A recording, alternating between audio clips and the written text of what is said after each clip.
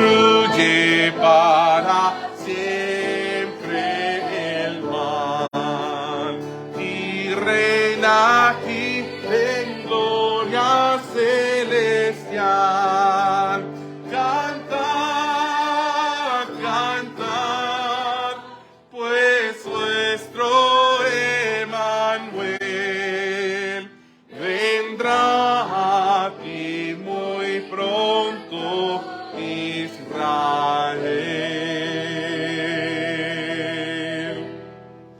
Amén. Tomen asiento, por favor. Lindo celebrar con ustedes la Navidad en julio. ¿Les parece? Vamos a despedir a los niños junto con sus profesores. Gracias a quienes enseñan en nuestra clase de niños cada semana. Estamos muy agradecidos. Yo creo que pronto el Señor va a dar la oportunidad para que tengamos más clases. Estamos orando para que Él nos dé también más espacios para esto. Quiero invitarles, hermanos, que abran sus Biblias a Mateo capítulo 2, por favor. Sí. Mateo capítulo 2. ¿Ya está en vivo, Nacho, o tengo que hacer algo? Ok. Llegaron al Evangelio de Mateo, primer libro del Nuevo Testamento. Vamos a ir al segundo capítulo. De hecho, he puesto por título de nuestra enseñanza la Navidad en julio. Vamos a estudiar desde el versículo 1. Dice: cuando Jesús nació en Belén de Judea, en días del rey Herodes, vinieron del oriente a Jerusalén unos magos, diciendo: ¿dónde está el rey de los judíos que ha nacido? Porque su estrella hemos visto en el oriente y venimos a adorarle. Oyendo esto, el rey Herodes se turbó y toda Jerusalén con él. Y convocados todos los principales sacerdotes y los escribas del pueblo, les preguntó dónde había de nacer el Cristo. Ellos le dijeron: en Belén de Efrata, porque así está escrito por el profeta: y tú, Belén, de la tierra de Judá, no eres la más pequeña entre los príncipes de Judá, porque de ti saldrá un guiador que apacentará a mi pueblo Israel.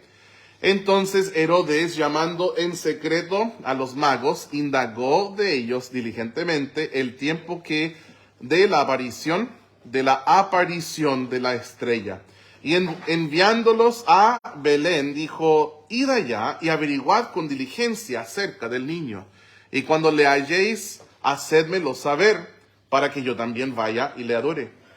Ellos, habiendo oído al rey, se fueron, y aquí la estrella que habían visto en el oriente iba delante de ellos, hasta que, llegando, se detuvo sobre donde estaba el niño. Y al ver la estrella se regocijaron con muy grande gozo. Y al entrar en la casa vieron al niño con su madre María, y postrándose lo adoraron. Y abriendo sus tesoros le ofrecieron presentes: oro, incienso y mirra. Pero siendo avisados por revelación en sueños que no volviesen a Herodes, regresaron a su tierra por otro camino. Hermanos, quiero invitarles que oren conmigo una vez más. Señor, estamos agradecidos por tu palabra. Estamos agradecidos porque tenemos plena certeza que este libro sagrado es perfecto. Sabemos que Jesús es nuestro Rey, nuestro Mesías, nuestro Salvador, y las profecías que se habían de cumplir en Él se cumplieron. Las profecías que se han de cumplir se van a cumplir. Tenemos fe en ti, Señor, y pido que desde este pasaje que nosotros vamos a estudiar esta mañana, que nos enseñes lecciones que van a ser de ayuda y bendición a nuestras vidas. En el nombre de Jesús te lo pido. Amén. Bueno, en el primer versículo nos dice: cuando Jesús nació en Belén de Judea, en días del rey Herodes, vinieron del oriente a Jerusalén unos magos, diciendo: ¿dónde está el rey de los judíos que ha nacido? Porque su estrella hemos visto en el oriente y venimos a adorarle.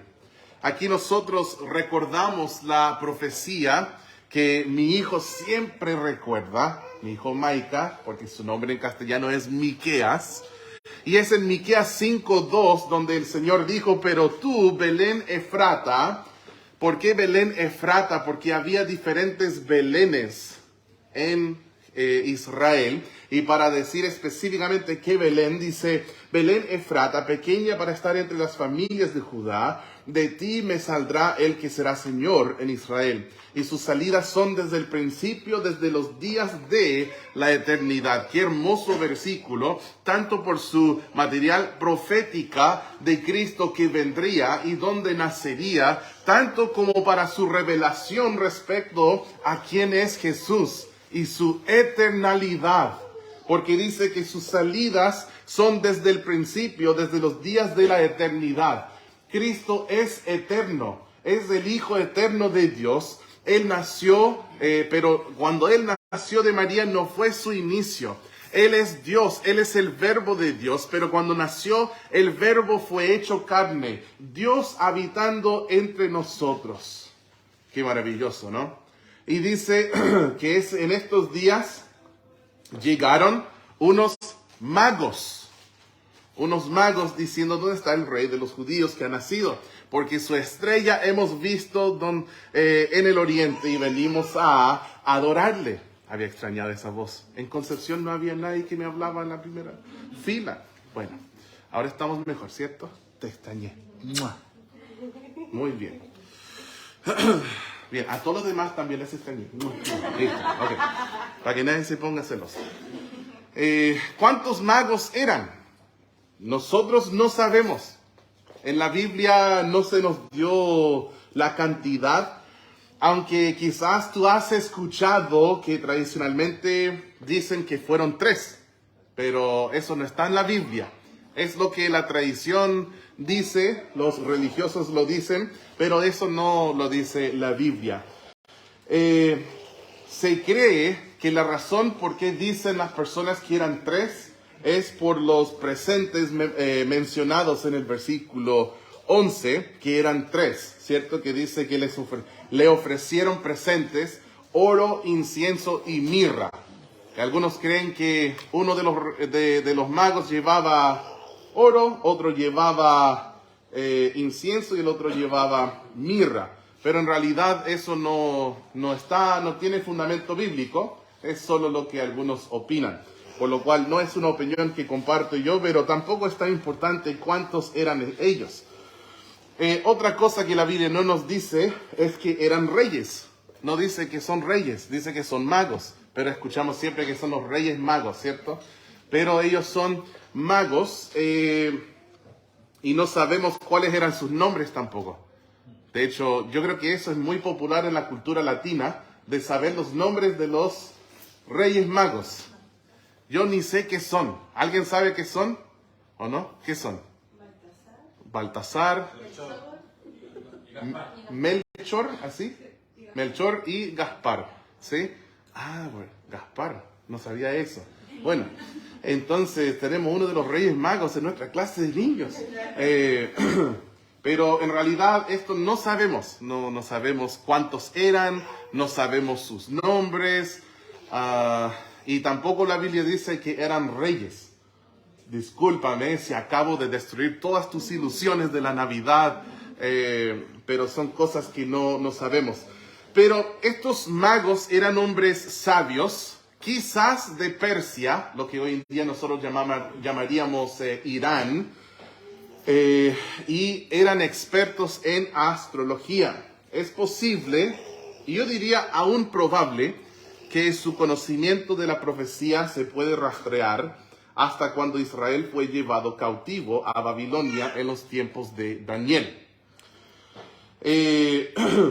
Lean conmigo el versículo 3.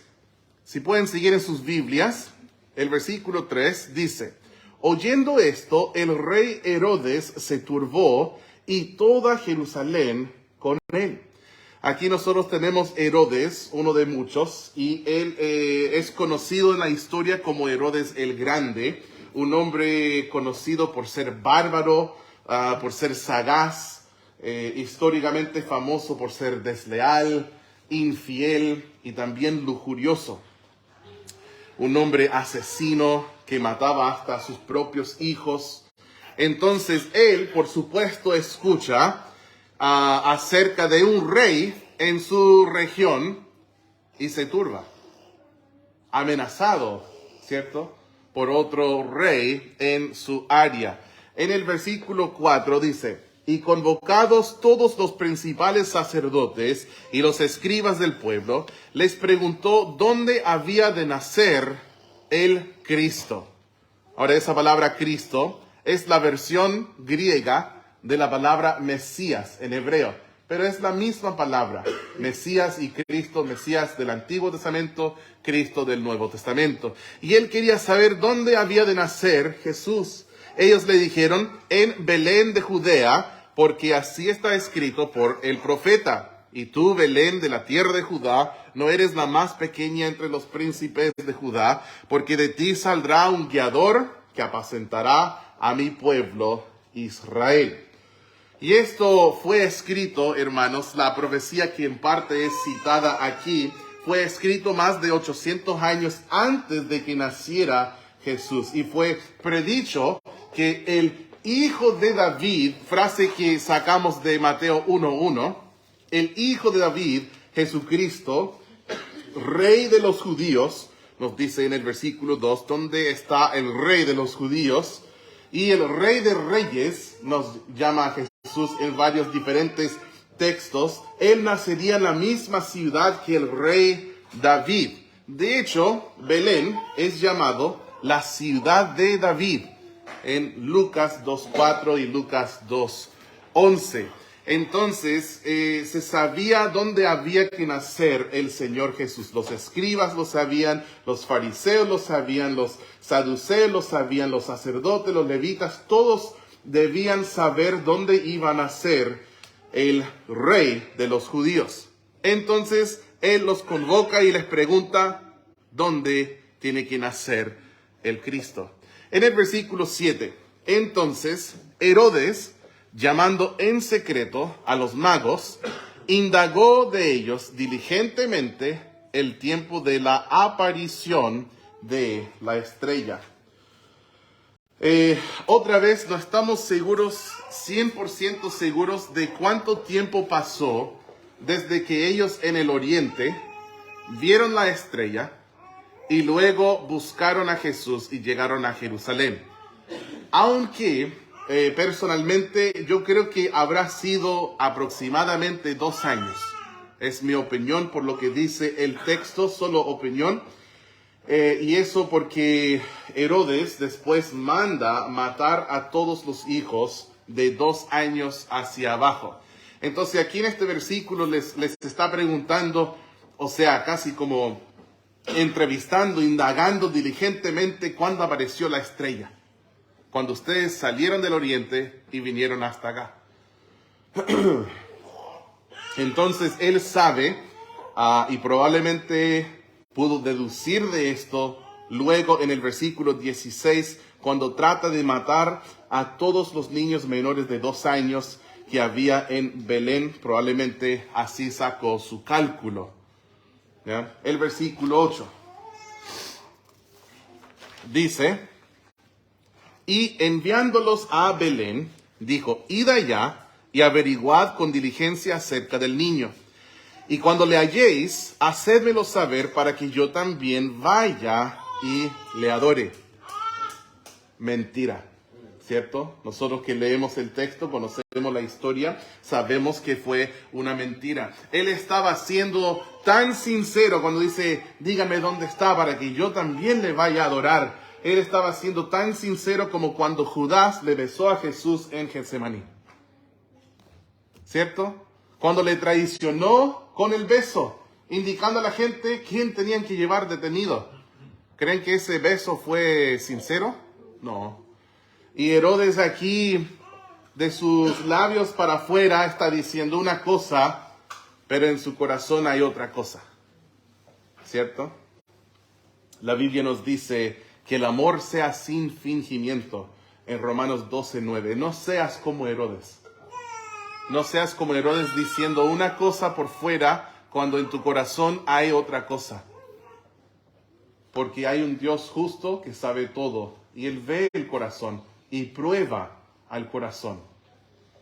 Nosotros debemos ser sinceros con nosotros mismos, con nuestros hermanos y principalmente con nuestro Señor.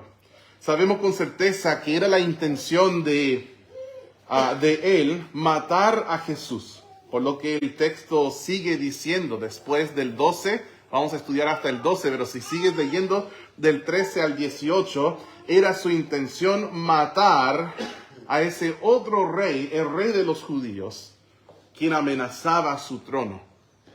El versículo 9 dice, ellos habiendo huido al rey, se fueron. He aquí la estrella que habían visto en el oriente iba delante de ellos, hasta que llegando se detuvo sobre donde estaba el niño. Y al ver la estrella se regocijaron con muy grande gozo. Hermanos, yo no entiendo totalmente, y menos sé explicar mucho el tema de la estrella. No lo entiendo mucho, no sé cómo explicarlo, pero yo creo lo que la Biblia dice. Yo creo que hubo una estrella, porque es lo que la Biblia dice, y que esa estrella movió arriba de Jesús, y ahí quedó, y ellos supieron dónde estaba. En el versículo 2 nos habla de esta estrella, dice que apareció su estrella en el oriente, y por eso ellos vinieron a Jerusalén para encontrar al Mesías. Aquí nos dice, nos habla de nuevo acerca de la estrella. Es posible que aquella estrella dejó de aparecer por todo ese tiempo. Porque ellos llegan y preguntan, ¿dónde está el rey de los judíos? ¿Para qué van a preguntar esto si la estrella sigue mostrándoles? Y si tú lees el versículo 9, como que da la impresión que volvió a aparecer la estrella. Dice, he aquí la estrella que habían visto, o sea que antes se les apareció, la estrella que habían visto en el oriente iba delante de ellos, hasta que llegando se detuvo sobre donde estaba el niño. Si es verdad que la estrella desapareció, habla muchísimo de la paciencia de estos hombres. Porque si apareció, estando ellos quizás en Persia, no sé dónde, en el oriente, y luego pasaron 2 años, ellos llegan a Jerusalén y ahí están. ¿Y qué pasó cuando la estrella no estaba? Siguieron confiando y buscando hasta que llegaron a Jerusalén. Y hermanos, yo no sé, a veces nosotros somos tan impacientes que ni somos capaces de esperar un día la voluntad del Señor. Ni una semana, ni un mes. Pero a veces la voluntad del Señor no aparece, no es como la sopa Maggi que le pones y instantáneamente está listo.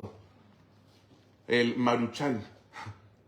A veces tenemos que esperar. Y esperar, y esperar, y esperar. Y tiempo esperando la voluntad de Dios nunca es tiempo perdido. Esperando dentro de la voluntad de Dios no es tiempo perdido. Ellos entonces ven esa estrella y se detiene sobre donde está Jesús. Y dice que se gozan. Todo lo que nos lleva a Cristo es motivo de gran gozo. Ellos se gozaron con gran gozo. La palabra Jesús significa el Señor salva, o Jehová salva, o Jehová es mi salvación. Tiene diferentes traducciones. Entonces, la salvación siempre es un motivo de gozo. Si tú no eres salvo, quiero animarte que hoy puedas arreglar este asunto ante el Señor, que puedas resolver tus dudas en cuanto a dónde pasarás la eternidad. Jesús es el Salvador. Él murió por tus pecados y resucitó. Y puedes tener vida eterna, creyendo en Él, teniendo fe en su sacrificio, lo que Él hizo por ti en la cruz y en la tumba vacía. Y la Biblia dice que en la presencia de los ángeles, cuando un pecador se arrepienta, ¿qué hay? hay regocijo, hay gozo.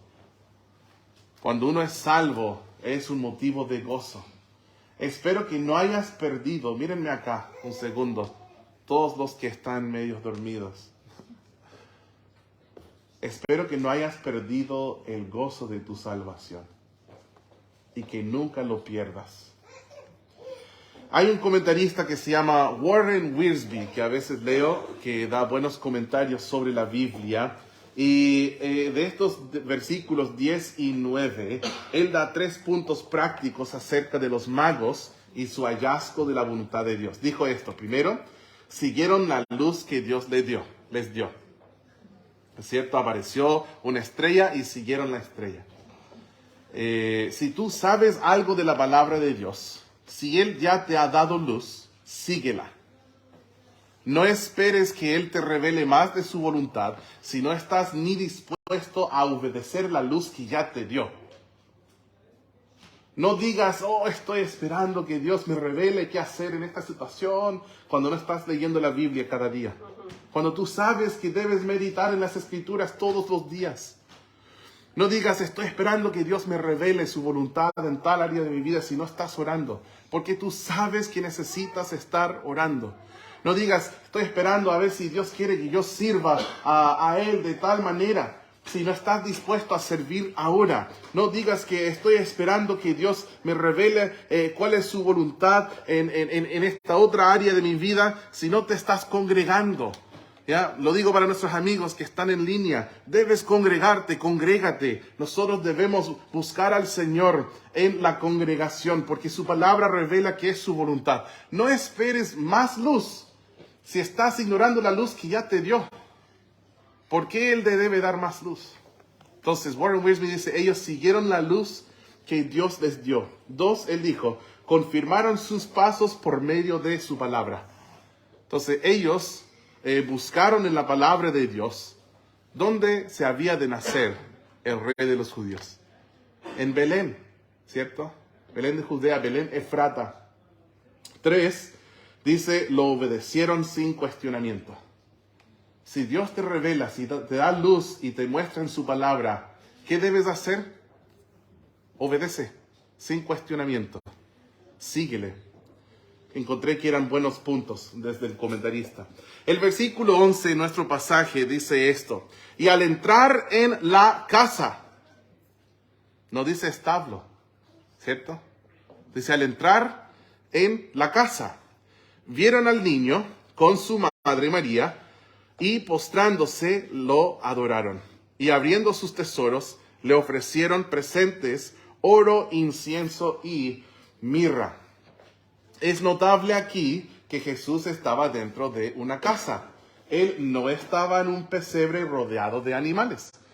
Pero pastor, pensé que cuando nació le colocaron en un pesebre. Sí, así dice Lucas 2:7. Pero probablemente él ya no era un infante recién nacido. Probablemente ya tenía 1 año y medio o quizás aún casi 2 años. Ese es el punto, ya no estaba en el pesebre, está dentro de una casa. Entonces, todos estos dibujos que te gustan, que hay los reyes magos, ¿cierto? En el pesebre, que están dando las cosas, probablemente no estuvieron ahí. Sino que cuando Jesús ya era más grande, quizás hasta aún 2 años, ahí llegaron para adorarlo. En realidad no dice su edad, pero dice que estaba ahora en una casa. Y nos habla del niño. Me gusta eso, dice, el niño con su madre. ¿Vieron al niño? Este niño que nos menciona es el Creador. Es el Dios omnipotente, el Verbo hecho carne, habitando entre nosotros. El que tiene la preeminencia en todo. Es interesante notar aquí en el texto que dice el niño primero.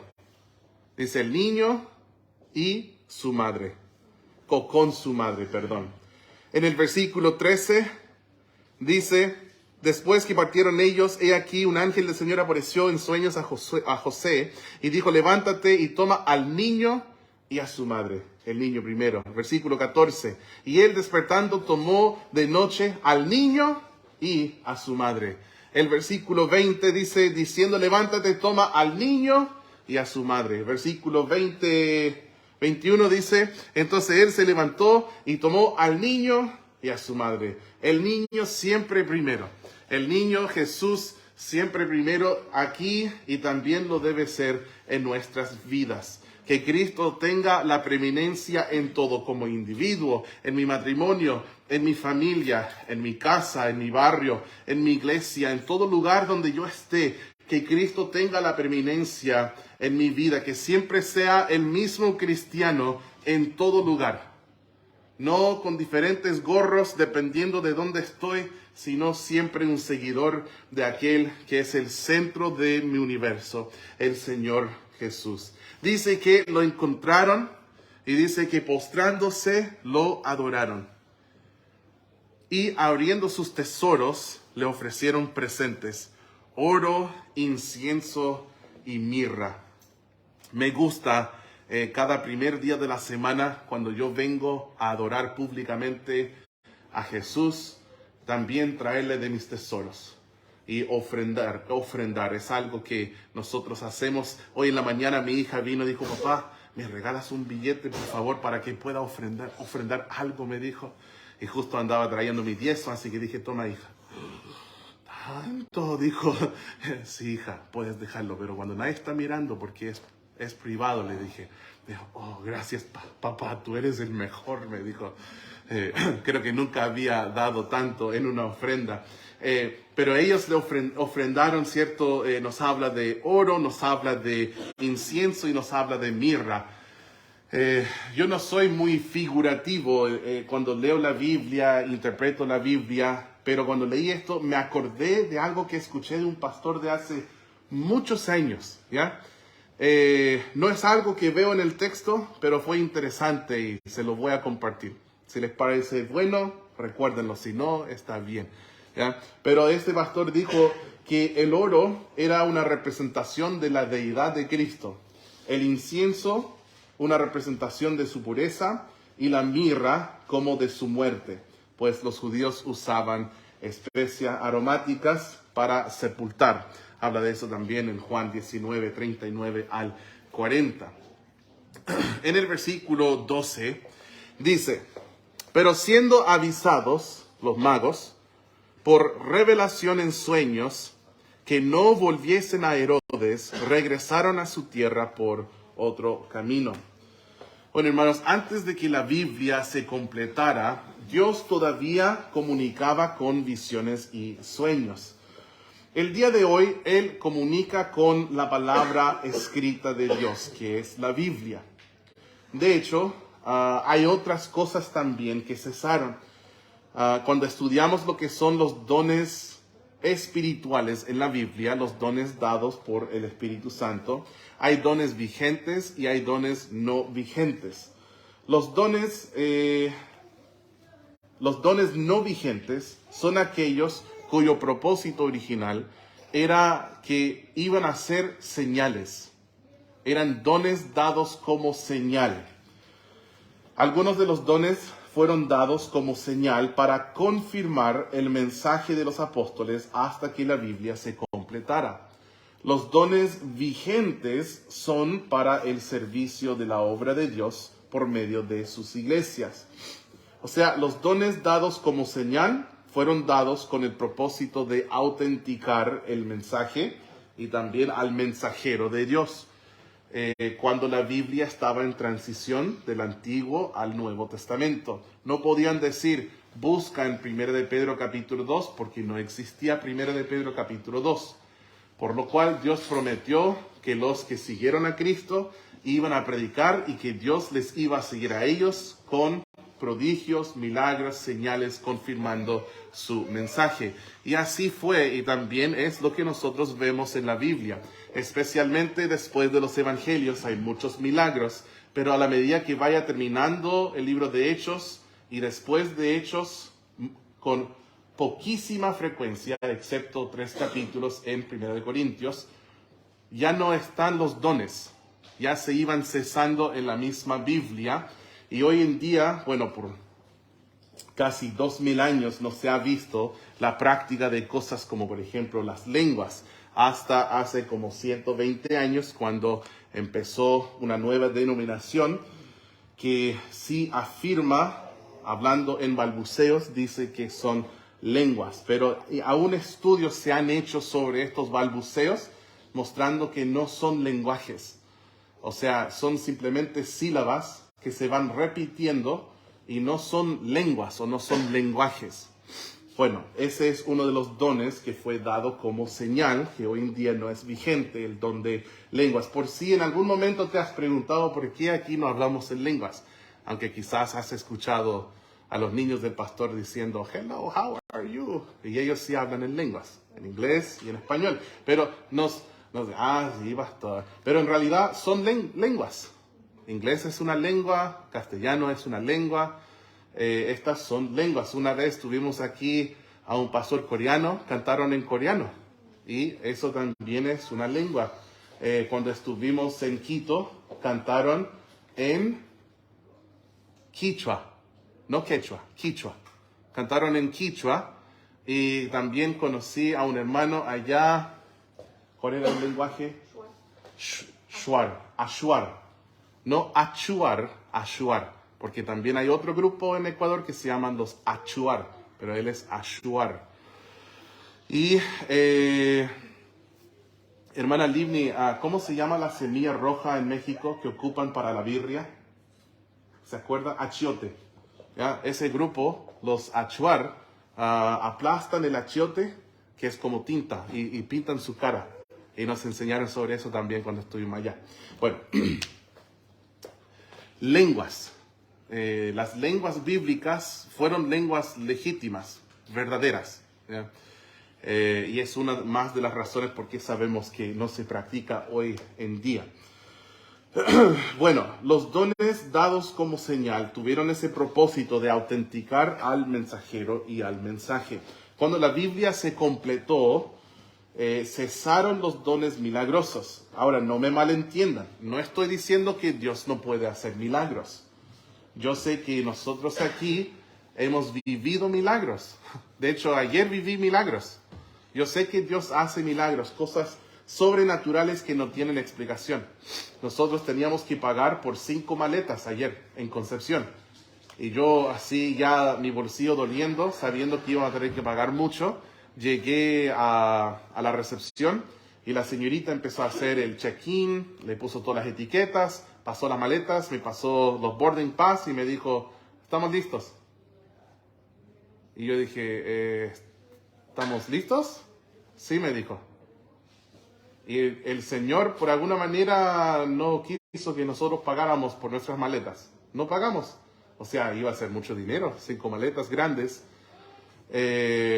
Y nos pasó otras cosas también. Allá íbamos a arrendar un vehículo, pero después la iglesia nos proveyó un vehículo. Y ahí ahorramos mucho dinero. ¿Qué fue la tercera cosa que hablábamos? Nos pasaron varias cosas. Y cosas que solo el Señor puede hacer. Cuando me contacté con el Airbnb, que es algo parecido como a un Uber, pero con la casa. Y cuando me contacté con un Airbnb, le dije a la señora que era perfecto porque estaba muy cerca de una actividad donde yo iba a estar predicando, pero que era un poquito caro, un poco fuera de nuestro presupuesto, y si era posible bajar el valor. Y ella bajó el valor por 1/3. Cada noche nos cobró 2/3. O sea, el Señor iba abriendo el camino y son cosas que solo Dios podría hacer. Eso ayer de las maletas, no lo podía creer. Pero el Señor hace milagros todavía. Ahora, el Señor puede sanar a una persona. Él tiene ese poder y nosotros podemos humillarnos ante Él y pedirle con fe que Él sane a alguien. Y si Él lo hace, si es su voluntad y Él lo hace, eso no es el don de sanación. El don de sanación es que yo te toque y yo te sano con el don que tengo. Eso es lo que sucedía. Ese es el don milagroso en la Biblia. Esto no es vigente hoy en día. Esto de que mi sombra pase por encima de ti y te sanes por mi sombra. Eso no sucede. Pero Dios sí todavía puede hacer milagros. Eso lo menciono para que no me malentiendan. Cada vez que el Señor sana a un pecador y cambia su conducta y su carácter, es un milagro. Bueno, hace 2000 años el Señor aquí se revela a los magos en una visión o un sueño y les advierte de no volver por el mismo camino con el cual llegaron a Belén. Y sabemos por qué, ¿cierto? Él estaba protegiendo a su hijo, Jesús. Después, de la misma manera, advierte a José que Herodes quiere matar a Jesús. Y eso también es parte de cumplimiento de profecía, porque el Señor dijo que desde Egipto iba a llamar a su hijo. Entonces José con su familia arrancan a Egipto y después él sale de Egipto. Todo cumpliéndose conforme a lo que el Señor quería. Así que el Señor les advirtió en un sueño del peligro venidero para que pudieran escapar del furor de Herodes. Hermanos, nosotros tenemos confianza en la palabra de Dios, que Jesús es el Mesías. Jesús es el Rey de los judíos. Él es el Rey de reyes. Él es el Rey de mi ser. Él nació en Belén, 100% hombre, 100% Dios, el Salvador nuestro. Nosotros también debemos buscarle como los magos y adorarle, postrarnos ante Él, si no físicamente, por lo menos internamente, aunque postrarte ante Él no sería nada malo, adorarle, creerle y vivir para su voluntad. Amén. Bien, vamos a terminar la enseñanza esta mañana.